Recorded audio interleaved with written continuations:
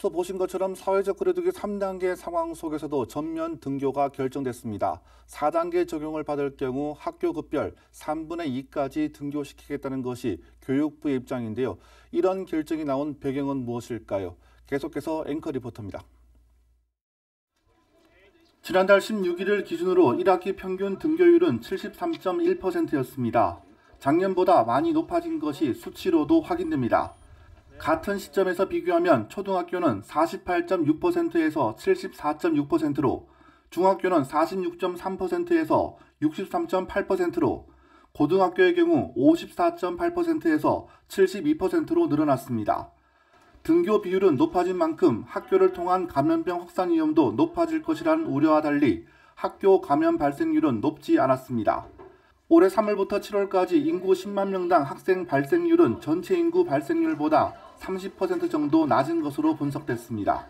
학교에서의 집단 감염 정도를 분석한 결과 한 학교 안에서 5명 이상 확진자가 나오는 집단 감염은 전국 2만여 개 학교 중에 0.44%인 91개교로 방역 전문가들은 이 비율이 매우 낮은 수준이며 학교 방역에 효과가 있는 것으로 평가하고 있습니다. 학령기 연령의 주된 감염 경로가 학교가 아니라는 점이 전면 등교 결정에 영향을 미친 것으로 보입니다. 올해 1학기 학생 감염 경로 분석 결과를 보면 가정이 48.7%로 가장 높았고 지역사회 감염이 22.6%인 반면 학교 내 감염은 15.9%로 상대적으로 낮았습니다. 휴업으로 인해 여러 가지 사회적 문제들이 발생한 것도 전면 등교 결정의 한 요인으로 보입니다. 원격 수업이 학습 결손으로 이어졌다는 것은 이미 지난해 학업 성취도 평가 결과에서 드러났고 학습 손실을 보충하지 못한다면 생애 소득의 3%가 하락하고 국가 GDP가 1.5% 하락하는 결과로 이어질 수 있다는 OECD의 예측도 나왔습니다. 등교 축소에 따른 교우관계 미형성, 학교 생활 적응의 어려움 등 정서적 결핍과 사회성 저하도 우려되는 부분입니다. 교육부는 등교 수업을 확대하겠다는 기조를 유지하고 있지만 감염병 확산세가 두드러질 경우 언제든 조정은 가능하다고 밝혔습니다.